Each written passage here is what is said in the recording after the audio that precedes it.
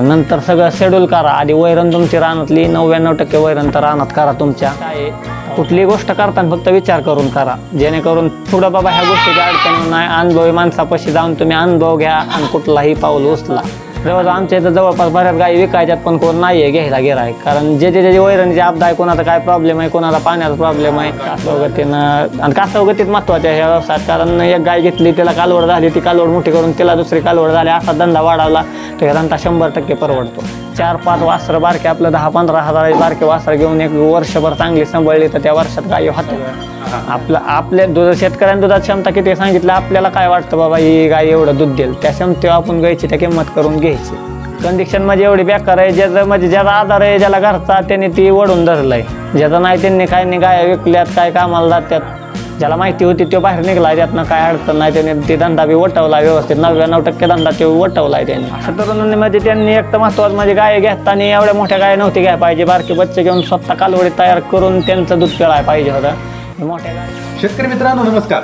शेतकरी मित्रांनो, आज यशोगाथा या कार्यक्रमात उद्दट परिसरातील शुभम थोरात यांची आपण यशोगाथा समजून घेणार आहोत. माझं नाव शुभम प्रमोद थोरात, राहणार उद्दट, तालुका इंदापूर, जिल्हा पुणे.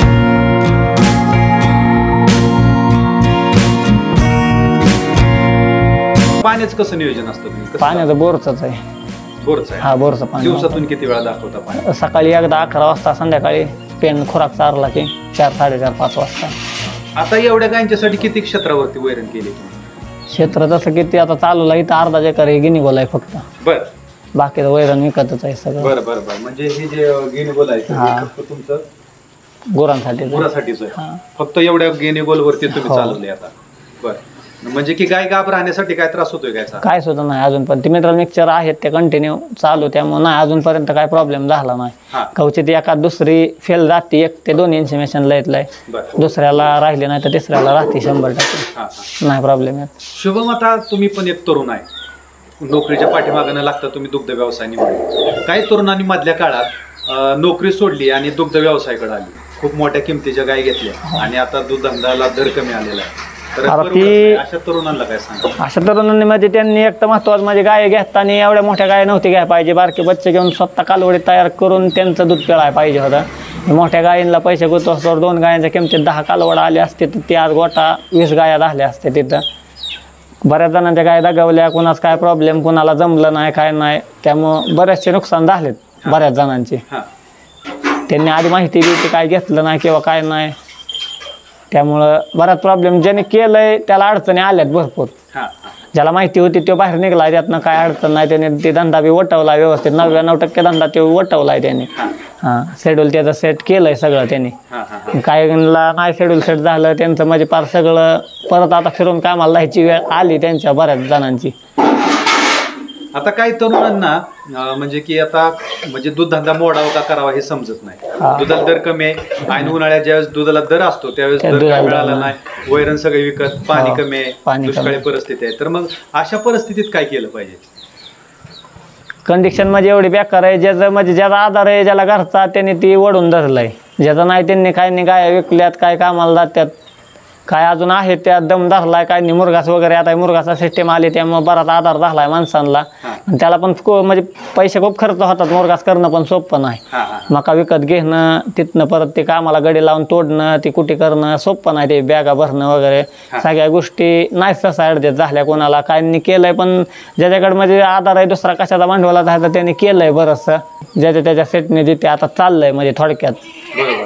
आता तुमच्या बरोबर काय तरुण मित्र आहेत का की जे दुग्ध व्यवसाय करतायत? आता नाही चालूला कोण नाही. चालूला कोणीच नाही. म्हणजे धंदाच केला नाही कुणी का केलेला नाही? आहेत की पोरं कामाला जाणारे भरपूर आहेत.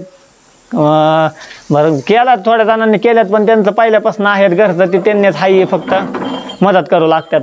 काम दुसरं करून मग पार्ट टाइम जॉब करून हे करतात, घरी मदत करू लागतात येऊन 2 टाइम. 3 शिपाला कामाला आहे, कोण काम करून सकाळी नाईटला किंवा डेला, असे कोण बी ज्याच्या त्याच्या परिस्थितीने आता चालू आहे सगळ्याची कंडिशन. काहींनी करतात, काहींचे कॉलेज अजून चालू आहेत. आता तुम्ही इतर शेतकऱ्यांच्या गोट्यावरती कधी व्हिजिट करता का?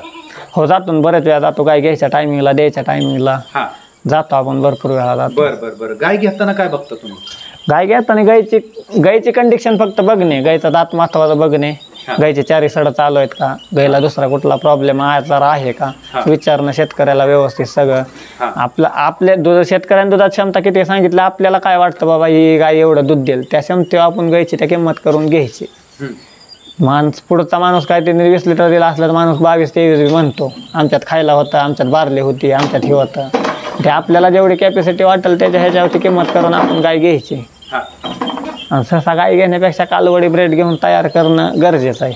महत्त्वाचं ते आहे. कालवडी मोठ्या एका गायला 80-90 हजार गुंतवण्यापेक्षा 4-5 वासरं बारके आपलं 10-15 हजाराची बारके वासरं घेऊन एक वर्षभर चांगली सांभाळली तर त्या वर्षात गायी होत्यात, घरच्या तयार होत्या स्वतःच्या. फक्त करणं गरज माणसाला आता कसं वाटतंय पैसे दिले की लगेच घरी आले की बादली चालू झाली पाहिजे, पण तसं ते धंदा तसं म्हणजे त्यातनं माणूस वर जात नाही सहसा त्या धंद्यात. ज्यांनी भरपूर दिवस त्याच्यातनं म्हणजे अनुभव घेतला ना तो माणूस आज कुठंतरी आहे असं म्हणजे की कासवगतीनं तुम्हाला कासवगतीनं. आणि कासवगतीत महत्वाच्या ह्या व्यवसायात, कारण एक गाय घेतली त्याला कालवड झाली, ती कालवड मोठी करून तिला दुसरी कालवड झाली, असा धंदा वाढवला तर ह्या धंदा 100% परवडतो. कारण गायांना जे खर्च करायचा ते खर्च तुम्ही सिस्टीमला घालवा, गोठा व्यवस्थित, पाण्याची बाबा ती सिस्टीम नवीनमध्ये आल्यात ते कॉक टाईप हे तोंड घालाय जिथल्या तिथं गायांना पाणी, असं तुम्ही ह्या खर्च इकडं करा. जेणेकरून वैरणीला बाबा आपल्याला गाडी आणायला लागते तर वैरणीला आपण थोडासा बारका छोटा मोठा ट्रॅक्टर वगैरे अशात पैसे सेटल करा. इकडं गायांना जे पैसे खर्च करायच्यात ते पैसे इकडं सेट करा तुम्ही. किंवा हाय या गायांवर बिझनेस म्हणजे हाय दूध व्यवसाय करून तुम्ही साईड बिझनेस थोडासा कुठतरी पैसे गुंतवून करा, जेणेकरून इकडं जरी परतळ नाही झाली तुमची तरी इकडं व्हावी अशा अपेक्षा दोन्हीकडनं धरलं तर 4 पैसे यावेत. जरी समजा दूध जरी बंद झालं तरी इकडचं पैसे येऊन इकडचा वैरणवाला ही कुठं पेंडवाली हे असली इकडच्या इकडं वरचीवर आपलं भागावं त्यांचं निघून जावेत. बरोबर. म्हणजे तुम्ही पण या दुग्ध व्यवसायाला रसवंतीचा व्यवसाय आधार केलाय. बरोबर. तर म्हणजे की असं कुठलं तरी आयडिया केली पाहिजे, म्हणजे की अडचणीत आलेला धंदा वर काढण्यासाठी आधार घ्यावा लागला. बरोबर. आता भविष्यातलं काय नियोजन आहे? काय नियोजन अजून म्हणजे हाय चालू हाय, फक्त आता मोकळं होऊन पुढं काहीतरी 4 पैसे पाठीमागं पडलं तर पुढं काहीतरी मग असं स्थिर व्यवसाय कुठला तरी एक करायचा नियोजन आहे. फक्त 4 पैसे कसं पाठीमागं पडतील हे चाललंय नियोजन आता. मग आता दर कमी आहे, दुधाला दर कमी आहे, तर आता गायींच्या किमती पण कमी आहेत. हो, किमती पण कमी आहेत. मग अशात लोकांनी गाय घ्याव्यात का? आता गाय घ्यायचं मान्य, घ्यायचं काय विषय नाही, घ्यायला आता बाजार चांगले आहेत, घेऊ शकतात माणसं गाय, काय विषय नाही. पण ज्याचं त्याचं नियोजन पाहिजे बाबा चाऱ्याचं.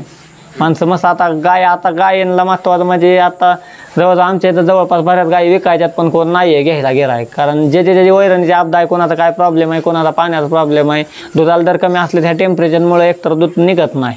20 लिटरची गाय असली त्या टेम्परेचरने 15-16 लिटर पण दूध देत नाही. दिवसभर हिट कंटिन्यू, रात्रभर हिट, त्यामुळे गायांना त्रास होतो, दूध देत नाही गाया. बरोबर. म्हणजे की वातावरणाचा परिणाम 80% वातावरणाचा परिणाम होतो. बरोबर. आता दुष्काळी परिस्थिती आपल्या भागात का कसं आहे? हाय चालूला आहे, नॉर्मल हाय. अजून नदीचं पाणी असल्यामुळे आधार आहे, कॅनॉल बी सुटत्यात टायमिंगला, त्यामुळं अजून तर चाललंय ना. मुरघासाने बराच आधार दिलाय, लय आधार दिला. काय वाटतं फायदा मुरघासाचा? मुरघाचाच फायदा म्हणजे आता नसल्या असल्या वेळेस ज्यावेळेस कुठंच काय नाही त्यावेळेस बाबा हक्काने टाकू शकतो ना, घरचं आहे, पड्डेसनं खोललं ते 4 टप गायांना वतलं, गाया निवांत आपण निवांत.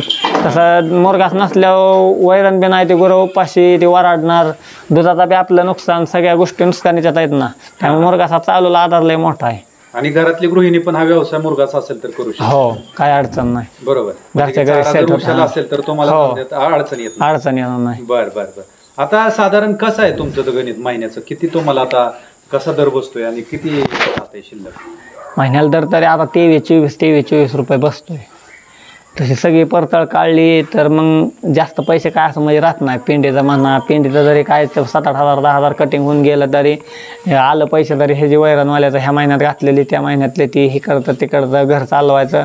साधारण दुधात धंद्यात आता तशी परतळ म्हणजे कायच नाही. घर जर चालवायचं म्हणलं त्या धंद्यावर तर परतळ हे राहतच नाही त्या धंद्यात काय. म्हणजे दुग्ध व्यवसाय हे करू शकत नाही. बरोबर.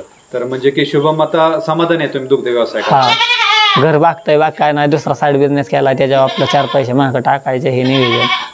तरुणांना काय सांगाल तुम्ही? तरुणांना सांगण्याचं म्हणजे महत्त्वाचा विशेष काय आहे, कुठलीही गोष्ट करताना फक्त विचार करून करा, जेणेकरून पुढं बाबा ह्या गोष्टीची अडचण नाही. अनुभवी माणसापाशी जाऊन तुम्ही अनुभव घ्या आणि कुठलाही पाऊल उचला. अनुभव लय महत्त्वाचा आहे. अनुभवाशिवाय ह्या गोष्टीत म्हणजे कुठला क्षेत्रात शिरवाचा अनुभव लय महत्त्वाचा आहे. अनुभव घेतल्याशिवाय कुठलीही गोष्ट म्हणजे करू नका एवढं सांगणं आहे. ज्याला अनुभव आहे त्यापाशी तुम्ही 4 गोष्टी माहिती करा, विजिट करा दुसऱ्यांच्या गोट्यावर. जरी दुध व्यवसाय करायचा असल्यास सगळी चौकशी करा आणि नंतर सगळं शेड्यूल करा. आधी वैरण तुमची रानातली 99% वैरण तर रानात करा तुमच्या. तेव्हा काहीतरी नेपेरसारखी शाश्वत वैरण पाहिजे. हा, महत्वाचं ते आहे. बरोबर. म्हणजे आता चालू घडीला समाधान आहे का तुम्ही दुग्ध व्यवसाय? हो, समाधान आहे. समाधान आहे. चालू घडेल तर समाधान. तसंच समाधान म्हणजे काय, दुधाला दर 35 रुपये झाला तरी आणखी समाधान वाटणारच आहे. पण होणं अवघड आहे, कारण आज 22-23 रुपयावरून एकदम 10-12 रुपये दर तर वाढू शकत नाही. त्यामुळं हाय चालूला तर हाय ह्याच्यावर स्थिर आहे. नक्की. हां, तर शुभम जी म्हणजे की नक्कीच आपले या गोष्टी ऐकून तमाम जे तरुण आहेत तर हे विचार करतील आणि जे काय आपण प्रेरणा दिली या तरुणांच्यासाठी ती नक्कीच त्यांच्यासाठी फायद्याची ठरेल अशी आपण आशा व्यक्त करूया. तर मी दिलेल्या या वेळेबद्दल, या मुलाखतीबद्दल मी तमाम शेतकरी बांधवांच्या वतीनं आणि आपल्या अष्टदीप क्रिएशनच्या YouTube चॅनलच्या वतीनं मी आपले आभार व्यक्त करतो. धन्यवाद. धन्यवाद सर, आभार आहे.